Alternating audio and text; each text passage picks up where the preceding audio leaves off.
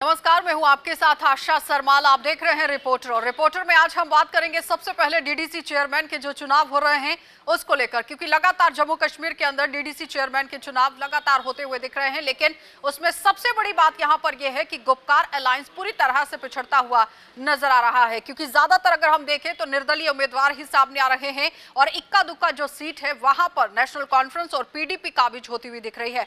जम्मू की भी अगर हम बात करें तो यहाँ पर भारतीय जनता पार्टी का बोलबाला देखा जा रहा है, लेकिन अगर हम कश्मीर की बात करें तो कश्मीर में ज्यादातर सीटें निर्दलीय उम्मीदवार लेते हुए नजर आ रहे हैं। अब देखना यह होगा कि किस तरह से केंद्र शासित प्रदेश का विकास यहां पर होता है, क्योंकि दावे तो बहुत किए गए थे कि डीडीसी के चुनाव सिर्फ और सिर्फ आम जनता के विकास को मद्देनजर रखते हुए करने की कोशिश की जा रही है। लेकिन आप देखिए कि गुपकार को किस तरह से यहां पर हार मिलती हुई नजर आ रही है। उसके साथ ही श्रीनगर का रुख कर लेते हैं और श्रीनगर के अंदर तरुण चुग पहुंचे हुए हैं और उनसे खास बातचीत हुई है हमारे सहयोगी तजमुल की। और क्या कुछ बातचीत हुई है, किस तरह से भारतीय जनता पार्टी अपना जनाधार बढ़ाने की यहां पर कोशिश कर रही है, देख लीजिए।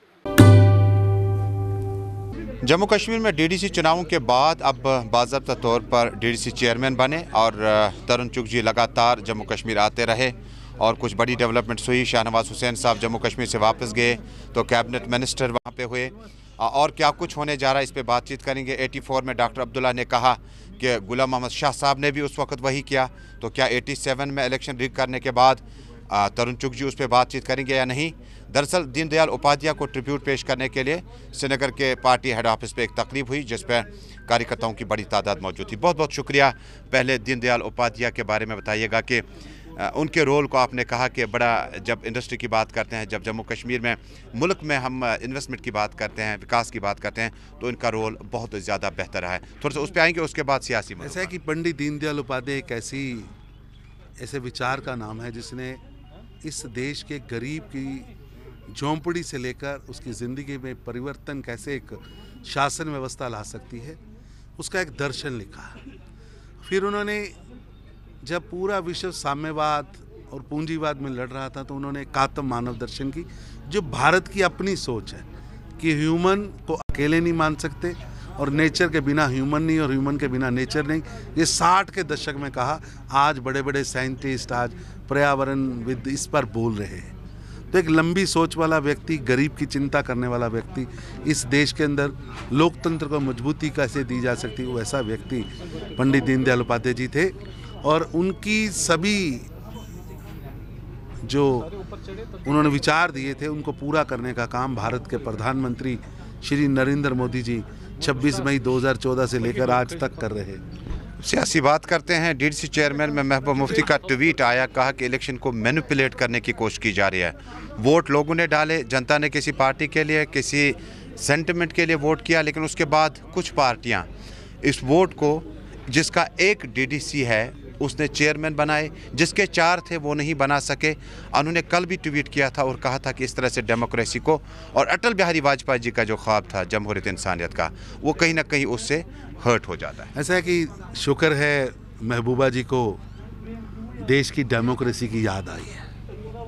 वो तो कह रहे थे यहाँ कोई हाथ नहीं होगा जिसके हाथ में तिरंगा होगा, कोई व्यक्ति नहीं होगा जो वोट डालने जाएगा। तो महबूबा जी, अगर आप डेमोक्रेसी की बात कर रहे हैं तो आप दोनों पार्टियां पिछले कई दशकों से यहाँ लड़ रही थी, आप इकट्ठे हुए, आपने गठबंधन बनाया। 9 लाख लोगों ने वोट किया पहली बार कश्मीर के 10 जिलों में, और उन 9 लाख में से 5 लाख लोगों ने आपके गठबंधन के खिलाफ वोट किया। तो आप उसको समझ ही नहीं रहे हैं कि कश्मीर की धरती पर 5 लाख लोग आपके खिलाफ खड़े हैं, तो आपको डेमोक्रेसी की आवाज़ नहीं समझ आ रही। और रही बात, अब चुनाव हुए हैं, कहीं पीडीपी जीती है, कहीं एनसी जीती है, कहीं जेकेपी जीती है, कहीं सीपीआई जीती है, कहीं बीजेपी जीती है। तो इसमें कहाँ डेमोक्रेसी? जहाँ तो आप जीत गए तो डेमोक्रेसी हो गई, और जहाँ आप हार गए, लोग आपको वोट नहीं दे रहे, 9 लाख में से 5 लाख लोगों ने आपको वोट नहीं दिया, तो डेमोक्रेसी का कत्ल हो गया। इसी से जुड़ा चुके, जब 500 वोटों से आप विधायक चुनते थे, 1200 2000 वोटों से आप सांसद चुन लेते थे, तो वो डेमोक्रेसी थी। आज 9 लाख लोग वोट करने के लिए आए हैं। आज आपकी वो पाकिस्तान वाली भाषा और चाइना वाली भाषा फेल हो गई, और आपको डेमोक्रेसी की पंचायत राज में 73rd अमेंडमेंट के बाद जब इन वोटों की हम बात करते हैं तो एंटी डिफेक्शन लॉ नहीं लगा। अगर शोपियान में किसी पार्टी के लिए 5 अरकान थे, डीडीसी मेंबर थे, तो एक वाला कैसे चेयरमैन बन सकता है? और क्या पॉलिटिकल माइग्रेशन इस तरह से हो सकती है कि जब कोई शख्स किसी पार्टी से जीत के आए, और दूसरी ये बात आज अगर आपके खिलाफ नहीं हुआ, हो सकता है कल दूसरे एंड में जम्मू में आपके खिलाफ हो? ऐसा है कि अभी भी आप देखिए, कल परसों को जो 2 चुनाव हुए, एक पे एनसी जीती, एक पे पीडीपी जीती। उस दिन आप जिस दिन की बात कर रहे हैं 6 तारीख को 3 चुनाव हुए, एक में जेकेपी जीती, एक में सीपीआई जीती। तो अब तो वोट डाले जा रहे हैं ना, कैमरे के ऊपर वोटिंग दिख रही है, ऑन कैमरा रिकॉर्ड हो रही है। एंटी डिफेक्शन लॉ होना चाहिए था, नहीं होना चाहिए था? पंचायत जिस तरह का कानून है उसी तरह का कानून यहाँ है। अब आपके वर्कर, आपके नेता आपके साथ नहीं रहना चाहते। अब 9 लाख लोगों में से 5 लाख लोग आपको छोड़ के चले गए, आपके खिलाफ खड़े हैं, तो आप उसको क्या कहेंगे? डॉक्टर फारूक अब्दुल्ला ने कहा कि 84 में गुलाम अहमद शाह ने उस वक्त खरीद फरोख्त की, और आज जब आप खरीद फरोख्त की बात करते हैं, ये बहुत पुरानी रिवायत है। हालांकि मामा बांजा का मामला है, कल मुजफ्फर शाह ने प्रेस कॉन्फ्रेंस कहा कि डॉक्टर फारूक अब्दुल्ला के बयान सही नहीं है। तो क्या 87 में भी जिस तरह से इलेक्शन रिग करने के लिए नेशनल कॉन्फ्रेंस को जिम्मेदार ठहराया जाता है, 84 से 87 3 ही साल तो गुजरे। तो भाई साहब मेरे को बताइए ना, कल पीडीपी कैसे जीत गई, एनसी कैसे जीत गई? कल एक जम्मू में वाइस चेयरमैन जम्मू रीजन में एनसी का जीत के आया, सीपीआई कैसे जीत गई, तारागामी जी कैसे जीत गए? ये झूठ है। फारूक अब्दुल्ला साहब को अब अपना घर बचाना चाहिए, पीडीपी को बिखरती हुई अपनी पार्टी बचानी चाहिए। लोग उनको छोड़ के जा रहे हैं, बेग साहब छोड़ के चले गए, उनके गठबंधन से लोन साहब छोड़ के चले गए, लोग निकल रहे हैं, उनके जो बयानबाजी है देश के खिलाफ है, लोकतंत्र के खिलाफ है। अब कौन खड़ा होगा उनके साथ जब वो चाइना की बात करेंगे? कौन खड़ा होगा जब वो पाकिस्तान की बात करेंगे? कौन खड़ा होगा जब वो बंदूक उठाने की बात करेंगे? जब पूरा कश्मीर टेररिज्म को छोड़कर टूरिज्म की ओर बढ़ रहा है और महबूबा जी अभी भी टेररिज्म की बात कर रही हैं। मैं पूछना चाहता हूँ, जम्मू कश्मीर में 280 सीटों में चुनाव हुआ, एक जगह बताइए जहां किसी ने महबूबा जी की फ़ोटो लगाई हो, फारूक अब्दुल्ला साहब की फ़ोटो लगाई हो? क्योंकि लोग उब चुके हैं, इनसे छुटकारा चाहते हैं। तो अपनी गिरती हुई साख का किसी पे इल्ज़ाम मत लगाइए। एक आखिरी सवाल होगा कि अब एम्पावरमेंट की बात करें, इख्तियारात की बात करें, तो ये जो डीडीसी चेयरमैन होंगे कितने एम्पावर्ड होंगे और कितना फ़ायदा उम्मीद है आप? ऐसा है कि ये लोगों के प्रतिनिधि हैं, लोगों के लिए काम करेंगे और अपने अपने डिस्ट्रिक्ट में डेवलपमेंट के काम को आगे बढ़ाएंगे, अपनी योजना बनाएंगे, उसके लिए सेंटर फंड देगा, स्टेट फंड देगा, और उस फंड से ये आप देखिए इतना बड़ा बजट जम्मू कश्मीर को मिला है। जम्मू कश्मीर के विकास की एक नई गाथा लिखी जा रही है। इंडस्ट्रियल रेवोल्यूशन की ओर जम्मू कश्मीर बढ़ रहा, टूरिज्म रेवोल्यूशन की ओर बढ़ रहा। पहली बार है कि विंटर के अंदर जम्मू कश्मीर के होटल्स में कमरे नहीं हैं। अब पहली बार है कि यहाँ चहल पहल है, पत्थरबाजी होती थी, लोग सीजनल दंगे कराते थे, अब आज उनकी दुकान बंद है। और कांग्रेस कोई खाता नहीं खोल पाई कांग्रेस? ऐसा है कि वो तो पूरे देश में उनका यही हाल है, केवल जम्मू कश्मीर नहीं पूरे देश में यही हाल। बहुत बहुत शुक्रिया। जम्मू कश्मीर में आज दीनदयाल उपाध्याय को ट्रिब्यूट के बाद तरुण चुग जी बात कर रहे थे, नेशनल जनरल सेक्रेटरी और जम्मू कश्मीर के इंचार्ज, और उनके मुताबिक जम्मू कश्मीर में जो इस वक्त डीडीसी चुनावों के बाद जो चेयरमैन बनेंगे उनको इख्तियारात मिलेंगे और इख्तियारात का इस्तेमाल जो है वो लोगों के विकास के लिए करेंगे। लेकिन पीडीपी और नेशनल कॉन्फ्रेंस और 84 के इंतखाबात का जिक्र करते हुए उन्होंने कहा कि जो ये लोग करते हैं, 5 लाख लोगों ने इनके विरुद्ध में वोट डाला है, ये मानना है तरुण चुग का, जो कुल मिलाकर 10 से 20 सेगमेंट्स में वोट डाले गए। बहुत बहुत शुक्रिया हमारे साथ जुड़ने के लिए। ये थे हमारे साथ तरुण चुग जी, और अब आपको प्रोग्राम आगे बढ़ाते हैं। चलिए, तो कश्मीर के अंदर और क्या कुछ यहाँ पर सूरत हाल चल रहे हैं, क्योंकि जिस तरह से अपडेट तो सामने आ रही है, सनम के पास जाना भी बहुत जरूरी है। हमारे सहयोगी सनम हमारे साथ जुड़ रहे हैं। सनम के पास क्या कुछ जानकारी है वो देख लेते हैं। कुछ कुछ मौसम का मिजाज बदलने लगा है, कुछ कुछ खुशगवार मौसम कश्मीर में दिखाई दिए जाने लगा है, और वही खुशगवारी सियासत में गुपकार अलायंस के सर भी बंधी जा रही है। कल गांदरबल के साथ साथ पुलवामा में गुपकार अलायंस की जीत हुई थी, आज साउथ कश्मीर के अनंतनाग की बारी थी, और आज अनंतनाग में भी गुपकार अलायंस की जीत हुई। इल्ज़ामात गुपकार अलायंस ने बहुत लगाए थे, और कुपवाड़ा, श्रीनगर और शोपियां में हुए इंतखाबात के बाद गुपकार अलायंस ने दिल्ली से लेकर कश्मीर की सियासत में इल्ज़ामात की भरमार तो की थी, लेकिन कल और आज गुपकार अलायंस की खामोशी ही दिखाई दी है। लेकिन इस सारे के बीच में अब सियासत के पैदान में गुलाम नबी आज़ाद कहाँ का रुख करते हैं, सियासी तजियानिगार इस पर खामोशी इख्तियार किए हुए हैं। गुलाम नबी आज़ाद का परसों वज़ीर-ए-आज़म नरेंद्र मोदी की अपनी तकरीर के दौरान खूब सहरा बांधना कई तरह की अटकलियाँ, कई तरह के वसवसों को जन्म दे रहा है और माना यह भी जा रहा है कि क्या गुलाम नबी आज़ाद आने वाली सियासत में किसके परवान चढ़ाएंगे। कुछ हल्के ये भी कहते हैं कि वो डिप्टी वाइस प्रेसिडेंट की पोस्ट के लिए भी लड़ने वाले हैं, कुछ ये भी बता रहे हैं कि नहीं राज्यसभा में वापस जाएंगे और इस राज्यसभा में दोबारा वापस जाने के लिए किसका साथ लेंगे ये कहा नहीं जाता है। लोग अगल इधर उधर के अंदाजे भी लगाए जा रहे हैं, लेकिन जम्मू कश्मीर की सियासत का कोई भरोसा नहीं। यूं कहें तो सियासत में ना कोई दोस्त होता है ना दुश्मन होता है, फिर सियासत में देखा जाता है तो आने वाले दिन कैसे होंगे। आबिद कादिर के साथ सनम एजाज, श्रीनगर कश्मीर। उसके साथ ही रुक करेंगे शहर श्रीनगर का, और शहर श्रीनगर से भी इरफान फाजिल जुड़ रहे हैं और इरफान फाजिल यहां पर क्या कुछ रिपोर्ट दे रहे हैं वो जानना भी बहुत जरूरी है, क्योंकि अब जम्मू कश्मीर के अंदर स्कूल्स को खोल दिया गया है और जाहिर तौर पर हम सब जानते हैं कि लगभग 1 साल होने को आया है जब स्कूल बंद किए गए थे, लेकिन अब कोरोना काल को मद्देनजर रखते हुए SOPs का ध्यान रखते हुए पूरी तरह से स्कूलों को खोला गया है। लेकिन किस तरह से सूरत हाल है, क्या कुछ कामकाज चल रहा है स्कूल्स के अंदर, इरफान की इस रिपोर्ट में देखिए। वादी कश्मीर में हालात पढ़ाई लिखाई को लेकर देखा जाए तो पिछले 2 साल से तकरीबन हालात जो है पढ़ाई लिखाई में दिखाई नहीं दिए। यानी हमने देखा कि पहले 370 के मामला चले या उसके बाद कोरोना वायरस की महामारी, लॉकडाउन और लॉकडाउन के बीच हमने देखा कि बच्चों का लॉस जो है पढ़ाई को लेकर काफ़ी ज़्यादा दिखाई देने लगा। इन बिटवीन एग्जामिनेशंस के चैलेंजेस भी आए, कोरोना वायरस में निकलना पड़ा, मास्क भी पहनना पड़ा, 2 गज दूरी, मगर साथ ही साथ बच्चे का करियर जो है दांव पर लगा था। मगर अब हमने देखा कि जब से वैक्सीन आई तो सरकार के फैसले काफ़ी ज़्यादा बदले, लॉकडाउन अनलॉक में चला गया और अब धीरे धीरे पटरी पर जिंदगी दोबारा से बहाल हो रही है। और अब खबर आ रही है पढ़ाई लिखाई और साथ ही साथ स्कूलों को लेकर। डिस्ट्रिक्ट श्रीनगर का फैसला, और डिस्ट्रिक्ट श्रीनगर में अब सरकार का फैसला 20 तारीख से स्कूल खुलेंगे और 20 तारीख से बच्चों को पढ़ने लिखने का मौका स्कूलों में फिर से मिलेगा। मगर इसके साथ साथ SOP गाइडलाइंस और SOP गाइडलाइंस को लेकर चीफ जो ऑफिसर है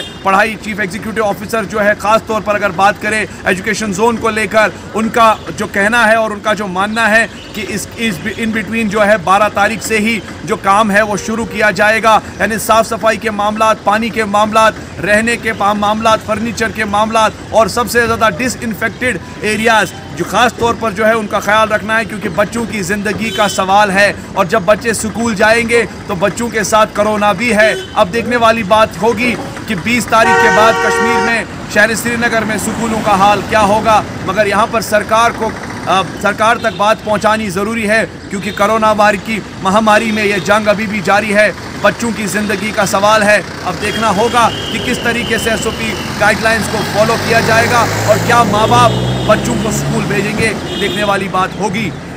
with video journalist Abid Qadir के साथ सईद इरफान फाजिल, गुलिस्तान न्यूज़। साथ ही बारामूला लिए चलेंगे और बारामूला के अंदर भी ट्रेड जो जिस तरह से काम करता हुआ दिख रहा था, लेकिन परेशानियां काफी तरीके से लोगों को यहां पर झेलनी पड़ रही हैं। ट्रेड के अंदर जो सामान है उसकी कीमत लगातार घटती जा रही है। इरशाद भट्ट हमें रिपोर्ट दे रहे हैं, देख लीजिए। बताइए क्या ट्रेड को जो है फिर से बहाल होना चाहिए? मरकजी सरकार ने 370 जब ख़त्म किया था तो एक बात उन्होंने बोली थी कि हम वहाँ पे प्रोजेक्ट लगा रहे हैं, हम फैक्ट्रियाँ, कंपनियाँ आ रही हैं, काम करेंगे। लेकिन उसके बाद एक चीज़ हुई कि 500 डेली वेज का काम बंद हो गया, ट्रेड बंद हुई। कम से कम लगभग 500 आदमी था जो वहाँ काम करते थे, डेली वेज जो थे, तो उनका काम बंद हो गया। तो मेरी गवर्नमेंट ऑफ इंडिया से और लेफ्टिनेंट गवर्नर से ये अपील है कि ये दोनों ममालिक एक दूसरे से बात करें और ट्रेड दोबारा चलनी चाहिए, ताकि वो जो गरीब लोग हैं, पढ़े लिखे नौजवान वहाँ काम करते थे, और तो आपको पता है अनएम्प्लॉय कहाँ पहुँच गया है, तो उनको वहाँ दोबारा शुरू करना चाहिए ताकि वो जो लोग परेशान हैं उनकी परेशानी वो पागल की तरह घूम रहे हैं, क्योंकि उनका का मतलब है फिर से बहाल होना चाहिए। बिल्कुल होना चाहिए। अगर हम शुमाली कश्मीर के सरहद इलाके उड़ी इस्लामाबाद ट्रेड फैसिलिटेशन सेंटर की बात करें, क्योंकि ये 1-2 साल से बंद पड़ा हुआ है, क्योंकि अगर देखा जाए यहाँ के मुकामी लोगों के साथ साथ जो बिजनेसमैन हैं जो यहाँ पे काम करते थे उन लोगों के साथ हमारी बात हुई तो उनका यही कहना है कि हम फाका कशी के शिकार हुए हैं और जो हमारा बिज़नेस है जो यहाँ पे मजदूरी करते थे उन लोगों के जो मुश्किलात हैं वो काफ़ी उरूज पे हैं, काफ़ी बढ़ चुके हैं। इनकी तरफ से यही अपील है दोनों मुल्कों से, हिंदुस्तान और पाकिस्तान से यही अपील है कि इस ट्रेड फैसिलिटेशन सेंटर को फिर से चालू करें और जो आर पार तिजारत होता करता था उसको फिर से बहाल करें ताकि इन लोगों के जो मुश्किलात हैं वो दूर हो सकें। फिलहाल मुश्ताक उनके साथ में इरशाद भट्ट, गुलिस्तान न्यूज़, उड़ी, इस्लामाबाद। चलिए अब आपको टंगमर्ग लिए चलते हैं और टंगमर्ग से भी आपको रिपोर्ट दे देते हैं क्योंकि इशफाक डार हमारे साथ जुड़ रहे हैं। वहां पर होटल के अंदर जिस तरह से आगजनी हुई है, क्या कुछ नुकसान हुआ है, कितनी भरपाई करने की कोशिश सरकार की तरफ से की गई है, वो देख लेते हैं। जिला बारामूला के शेखपुरा कुंजर में आज दौरान शब आग की एक होलनाक वारदात में एक रिहायशी क्वार्टर और एक ज्वेलरी मिल पूरी तरह से खाकिस्तर हुई है। वही अगरचे महकमा फायर एंड इमरजेंसी और मकामी लोग बचावी कार्रवाई में जुट गए, ताहम वो इमलाक को बचा न सके। इशफाक डार, JK24/7 न्यूज़, गुलमर्ग। चलिए अब आपको राजौरी लिए चलते हैं और राजौरी से आपको दिखा देते हैं कि मित्र जो जागरूकता शिविर यहाँ पर लगाया गया था उसके कितने फायदे आम लोगों को हैं और आखिर ये पूरा शिविर जो है वो क्यों लगाया गया है। जमशेद की इस रिपोर्ट में देखिए और समझिए कि आखिर किस तरह से लोगों के अंदर जागरूकता डालने की कोशिश की गई। लोक मित्र का इंट्रोड्यूस किया गया। लोक मित्र में 4 से 5 मुलाजम हर महकमे से चुने गए हैं। ये हर गाँव में तैनात रहेंगे, 24 घंटे यहाँ हाजिर रहेंगे। कोई भी गांव में इंफॉर्मेशन होगी या गवर्नमेंट की कोई स्कीम होगी उसके बारे में ये सरपंच से मिलकर लोगों को अवेयर करेंगे।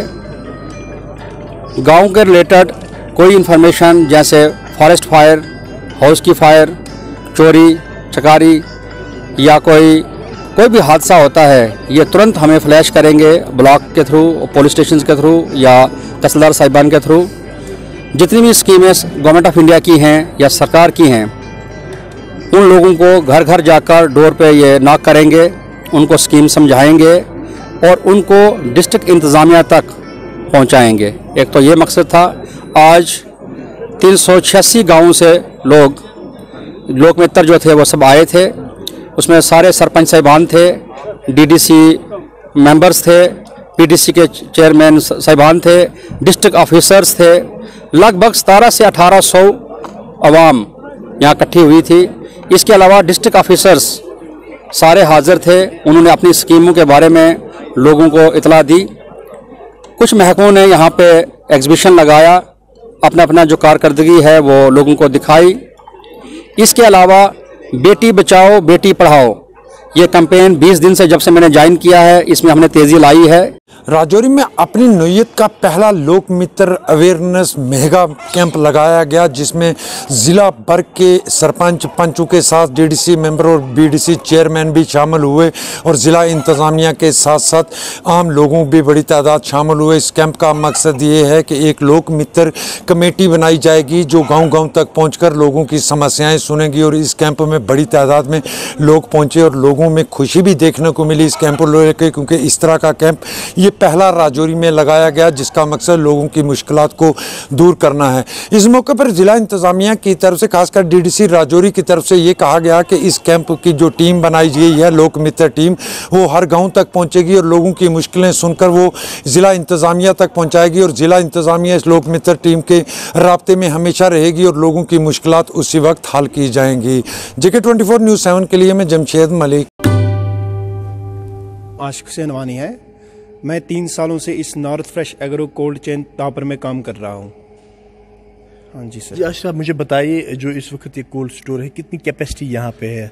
इसमें हमें तकरीबन 3 लाख की ऊपर से कैपेसिटी है। अच्छा मुझे बता लीजिए अभी की बात करें यहाँ पे कितना माल है अभी आपके पास? अभी हमारे इस वक्त 2.25 लाख की कैपेसिटी है। कैपेसिटी नहीं मतलब माल हमारा 2.25 लाख है इस स्टोर में। माल इसलिए थोड़ा बहुत कम आया क्योंकि जो हमारे पिछले 2-3-4 सालों से इशू चल रहा है कि माल की रेट बहुत कम आ रही है, क्योंकि जो ईरान और चाइना से जो माल आ रहा है ना इलीगली अफ़गानिस्तान के बॉर्डर से, उसकी वजह से हमारे माल पे बहुत इफ़ेक्ट पड़ता है, जिसकी वजह से हमारे जो स्टोर ओनर है ना, मतलब ये भी इफ़ेक्ट हो रहे हैं और हमारे रोज़गार पर भी असर पड़ रहा है। इससे पहले की बात अगर करें तो इससे पहले आपका स्टोर चल रहा था, क्या लगता है आपको उस टाइम और इस टाइम में क्या फ़र्क है? फ़र्क ये है ना, जब से ये इलीगली माल आ रहा है ना अफ़गानिस्तान के बॉर्डर से, तब से बिल्कुल भी हमारे माल में बिल्कुल कम रेट आ रहा है। इसकी वजह से स्टोर में पूरा माल भी नहीं आ रहा है। वहीं पे अगर हम ये भी देखें कि ग्रोवर्स जैसे हम देखते थे तो फरवरी आते ही वो यहाँ से माल निकालते थे, तो अगर अभी की बात करें, अभी तो ग्रोवर्स मुझे लगता है कहीं दिखाई नहीं दे रहे, क्या मसला है? बिल्कुल यही कि रेट तो बिल्कुल कम आ रही है ना, असली इशू तो यही है, क्योंकि जो इलीगली इन्होंने ये माल वहाँ से इंपोर्ट आ रहा, मतलब वहाँ से आ रहा है ना अफ़गानिस्तान के थ्रू, ये सबसे मेन इशू यही है, क्योंकि हमारे माल को बिल्कुल रेट भी नहीं आ रही है। यही सबसे मेन रीज़न तो यही है। क्या करना पड़ेगा इस वक्त, क्या कदम उठाना पड़ेगा गवर्नमेंट ऑफ इंडिया को, ताकि जो हमारे जो गवर्नर्स है, अगर कश्मीर की बात करें, बिल्कुल यहाँ पे तो बैकबोन कहा जाता है इस मेवे सन्नत को, क्या करने की ज़रूरत है? गवर्नमेंट को इसके लिए कुछ मतलब ये इक़दाम उठाने चाहिए कि जिससे कि हमारे माल को अच्छी से रेट आ जाए, और जो इलीगली माल आ रहा है उस पर पूरी या तो रोक लगानी चाहिए या तो हमारे माल पर बिल्कुल असर बिल्कुल भी नहीं पड़ना चाहिए। जी सर, हमने इस स्टोर में तकरीबन करोड़ों में इन्वेस्ट किया है और यहाँ पर हमें हर फैसिलिटी अवेलेबल है सर। हम तकरीबन ऑलमोस्ट इसमें 100 से अबव लेबर्स और 20 से अबव एम्प्लॉयज़ काम कर रहे हैं। अगर इस माल की रेट कम रह गई, दिन ब दिन कम होती गई, तो इससे हमारे रोज़गार पर भी असर पड़ेगा।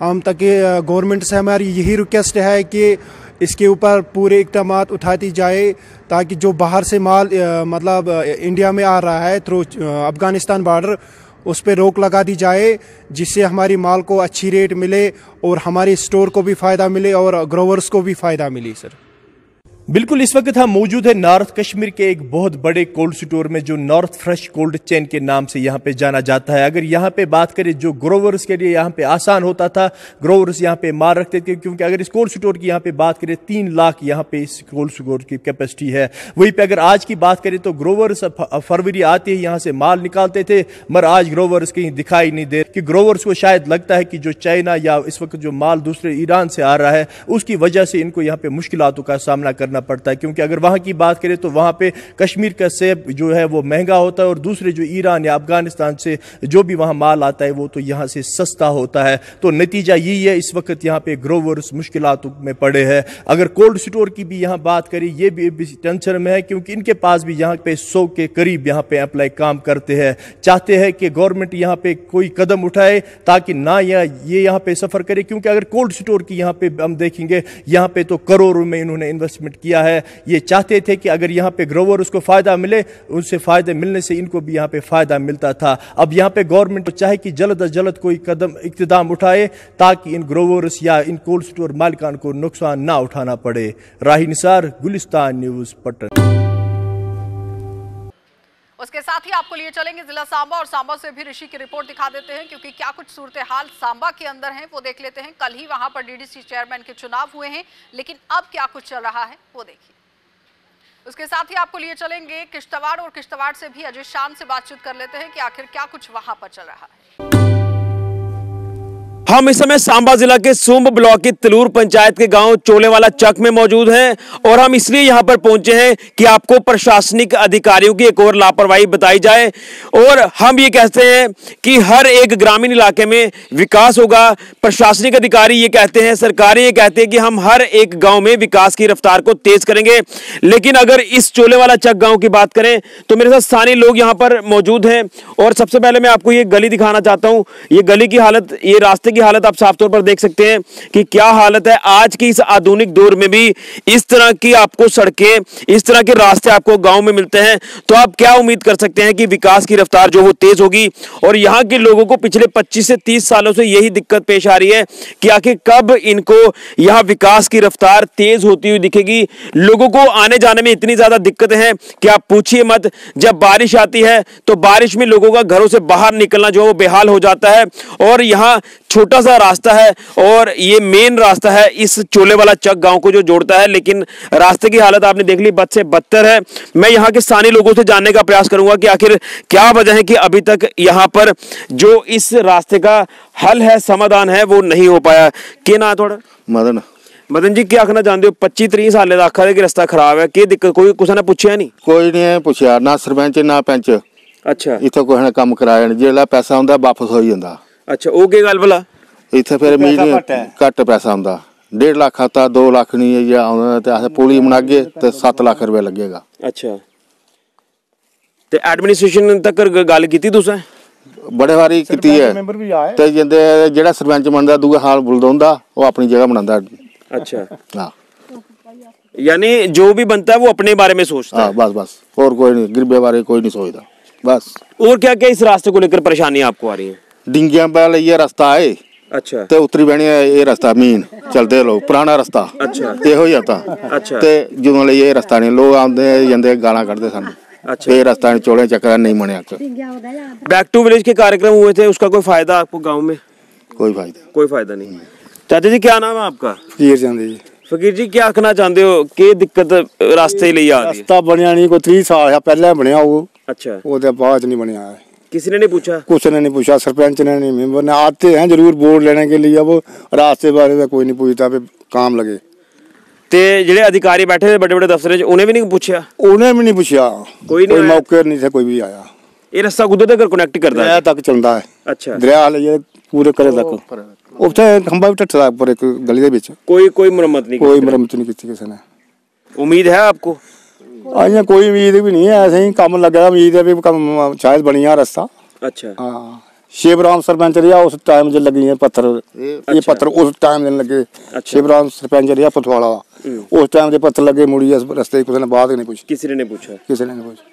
हाँ जी, चलिए, ये रास्ते की हालत आप देख रहे हैं, ये चोलेवाला चक इलाका है और यहाँ पर पहुँचना भी काफ़ी ज़्यादा कठिन है। दरिया को क्रॉस कर हम यहाँ तक पहुँचे हैं, लेकिन ये जो छोटा सा गांव है, ज़्यादा आबादी इस गांव में नहीं है, लेकिन कहीं ना कहीं अगर आबादी कम है तो इसका मतलब ये तो नहीं है कि आप रास्ता ही वहाँ उन लोगों को नहीं देंगे। बच्चों को काफ़ी ज़्यादा दिक्कतें पेश आती हैं। मैं एक बच्चे से जानने का प्रयास करूँगा। बेटा क्या नाम है आपका? शम्मी शर्मा। कौन सी क्लास में पढ़ते हो? 7th में। इसी रास्ते से निकलते रोज? हाँ। दिक्कत आती है जब स्कूल में जब जाना हो, कभी बारिश आ जाती है तो यहाँ से निकलने में दिक्कत आती है? हाँ, हम जाते हैं इधर बहुत चिकड़ा हो जाता है, हमारे पैर बहुत। हाँ, यूनिफॉर्म भी गंदी हो जाती है। फिर कई बार स्कूल भी नहीं जा पाते। हाँ, मुश्किल आती है। हाँ। आपने कंप्लेंट की जो सरपंच पंच है? नहीं की बहुत। घर वालों ने की होगी ना? हाँ, घर वालों ने। लेकिन कोई नहीं बना रहा रास्ता? नहीं। चलिए, छोटे से बच्चे ने भी बता दिया कि ये रास्ता नहीं बना पा रहे हैं, तो ये दिक्कत है और इस दिक्कत का हल अगर वक्त पर नहीं हुआ तो ऐसी कई जनरेशन जो वो आने वाली जो होंगी वो इसी तरह की रास्तों को जो वो अपनाएगी, क्योंकि रास्ता ही यही है। और रास्तों की हालत आपने देख लिया, बद से बदतर हालत है। और हम अगर दूर तक जाएंगे तो दूर इसके आगे दरिया शुरू हो जाता है, फिर उस दरिया को क्रॉस कर एक दूसरा गांव जो वो आ जाता है। शायद यही वजह है कि आज भी जो गांव के लोग हैं वो अपने आप को पिछड़ा हुआ महसूस कर रहे हैं, और वजह यह है कि अभी तक यहाँ पर विकास की रफ्तार चल ही नहीं पाई है। और बैक टू विलेज के बड़े बड़े कार्यक्रम किए गए थे। हम हर गाँव की तस्वीर को, तकदीर को बदलेंगे, लेकिन तकदीर और तस्वीर आपके सामने है जिसे अभी तक किसी ने पूछा ही नहीं है। तो ये हालत है, चाहे वो सरपंच हो जो वोट लेने के लिए आते हैं, सरपंच बन जाते हैं तो फिर उनको जनता भूल जाती है, या फिर प्रशासनिक अधिकारियों की बात कर लें या सरकारों की बात कर लें, दावे और वादे तो किए जाते हैं। हम ये नहीं कहते कि सरकारें योजनाएं नहीं बनाती है, लेकिन उन योजनाओं को इंप्लीमेंट करवाना भी प्रशासनिक अधिकारियों का काम है। यानी बड़े अफसरों की बात करें तो वो करना चाहते हैं, नीचे वाले अफसरों की बात करें तो वो अपना फायदा ढूंढते हैं हर एक काम में। ये एक चिंता का कारण है, ये एक दिक्कत है। उसी दिक्कत की वजह से आज ये दिक्कत लोगों को, चोलेवाला चक गांव के लोगों को झेलनी पड़ रही है। तो हम ये जो वीडियो आपको बता रहे हैं, उम्मीद है कि चोलेवाला चक गांव पर जरूर प्रशासनिक अधिकारी इसका संज्ञान लेंगे और सरपंच भी जागेंगे और अपने इस इलाके की इस रास्ते को, इस कनेक्टिविटी को दुरुस्त कर पाएंगे। कैमरामैन राहुल के साथ ऋषि खजूरिया, जग 24/7 न्यूज के लिए। देखते रहिए कार्यक्रम। खबरों से अपडेट रहने के लिए JK 24/7 न्यूज के YouTube चैनल को आज ही सब्सक्राइब करें और Facebook पेज भी फॉलो करें।